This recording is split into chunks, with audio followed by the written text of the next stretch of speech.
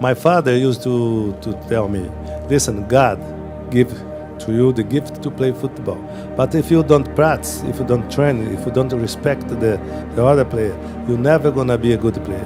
You must training, you must prepare yourself to respect the coach. This is my advice. The world's pastime. Billions of people that walk the earth have a passion for the game of international football, or soccer for Americans, that compares to none other. All you need is your feet in a field to create one of God's greatest inventions known to any mortal man. Hello, and welcome to Sports Vaults, presented by Data Productions, uncovering the untold, lost, and forgotten files of the sports world. Countless of countries with countless of top-class footballers span centuries in the modern world and a millennia in the ancient world. The history of the game of football is a deep and illustrious one, a history that no one documentary can touch on it all. Let's go through the progression of the ball and kick games throughout human history, starting with the Han Dynasty. 就是用脚踢，居就是皮质的球，蹴鞠就是用脚踢球的意思。04年的时候，这个林兹被确认为足球起源地。当时呢，要成立一支蹴鞠队。汉代呢，这种直接对抗呢，当时是用于军事训练，队员们可以抱，可以摔。当时在古代有一本书叫做《蹴鞠谱》，上面记载着这些动物。The manual being described is a book called 25 Articles on Cuju, which was written during the Western Han Dynasty, 206 BC to 24 AD. An ancient kin to the game of football in the ancient Greek tradition of Episkyros, which means on the line, and is perhaps more colorfully referred to as a sphairomachia, battle ball. In this sport, the ball was placed on a line. Two teams, it is conjectured of 12 players each, just like Canadian football, line up on either side of this line.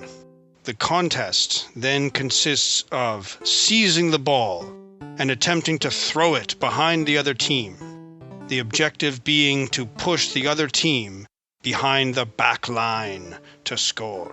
Soccer is perceived by many as a modern invention, but in fact various ball games have been known since ancient times. Not surprisingly, the Romans also had a ball game. This game was called Harpastum and was very beloved by the Romans. It was usually played in the baths to warm up properly before the water procedures. The ancient Greek writer Athenaeus and one of the early Christian bishops Sidonius Apollinarius spoke highly of the game, and the famous Roman physician Galen believed that it was better than wrestling or running, because it exercised every part of the body, took little time and cost nothing. Unfortunately, we know very little about how this ancient Roman game was played.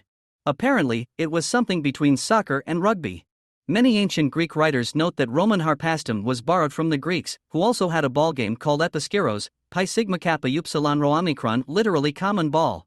It is interesting that even FIFA recognizes this game as an early form of soccer, and the ancient Greek bas-relief, depicting an athlete with a ball on his knee, is engraved among other images on the UEFA Champions League Cup. Sacando de su propia cancha al oponente hasta sacar la pelota por en medio de la línea de fondo que ellos tienen.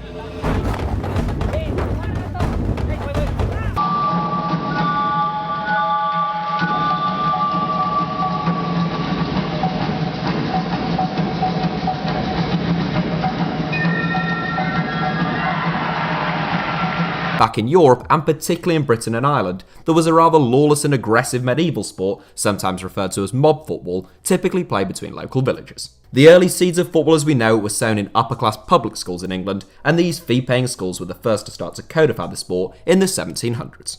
In the early to mid-1800s, Cambridge rules and Sheffield rules were the dominant codes, but both would soon be replaced with the founding of the Football Association in 1863.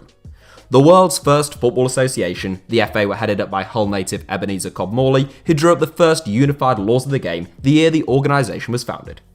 The world's first association football clubs such as Cambridge University, Barnes, Sheffield FC and Hallam FC were founded in the mid-1800s. In 1867, the world's first football tournament, the Udan Cup, took place in Sheffield and was won by Hallam FC.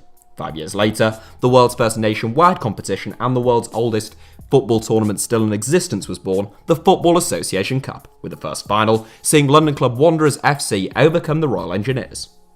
The first international football match between England and Scotland took place in 1870, followed by the first international match recognised by FIFA in 1872. In 1885, professionalism was legalised as the FA feared the major northern clubs forming a breakaway league, and in 1888, the Football Association created the world's first football league, known as the Football League, with 12 founding members. Now that we have covered all the games that preceded the modern version of football, the bridge that connects the origins of association football and the dynamics of mainstream professional football today is shown in the Netflix limited series called The English Game. The English Game is really about an extraordinary moment in, I was going to say British football, but really football, which was when the working class teams took over the game.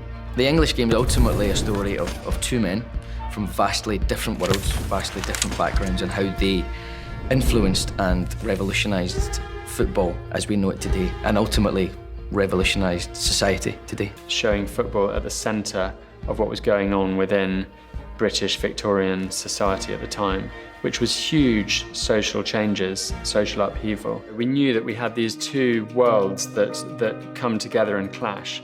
There's the upper class world and there's the working class world. Now that working class world, a lot of that exists around mills, the mill town that we have, Darwin, and you just don't find that anywhere except the north and northwest of England. And so we thought it would make a lot of sense to base ourselves out of Manchester in the northwest and film up there, and then try and find the upper class locations that often are meant to be in London.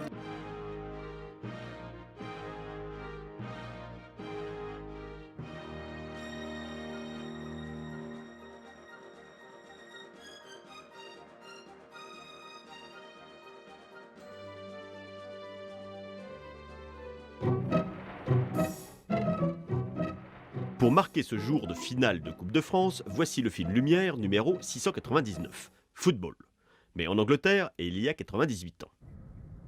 Vous allez voir, le rythme n'est pas très dense, mais en fait, il ne s'agit apparemment pas d'un vrai match. Les joueurs semblent peu pressés de se déplacer sur le terrain et ils n'ont même pas l'air de s'intéresser au ballon, qu'on ne voit d'ailleurs que 2 fois. En tout cas, bravo à l'opérateur. Les rares actions de jeu se déroulent toujours ailleurs que devant la caméra. Join my Patreon today for only $5 to receive a monthly esoteric documentary on your favorite sports athletes and events. Real, raw, uncut, and uncensored without the limitations of YouTube. Join today to see the other side of the sports world.